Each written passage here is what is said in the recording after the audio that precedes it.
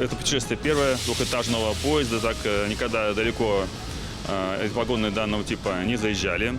Оно оказалось успешным. И здесь для комфортного проезда наших туристов, пассажиров, да, уже используются все последние разработки Тверского вагонного завода «Трансмаш Холдинга». И максимально пассажирам должно быть комфортно в нем. Туристы останавливаются в городах, у них проходят экскурсии, плюс мы их развлекаем еще и на борту поезда. Мы им устраиваем там караоке-вечеринки. Вот. И у нас портал есть попутчик, где они могут смотреть видеофильмы, документальные фильмы, аудиокниги слушать, читать книги. В общем, они не скучают.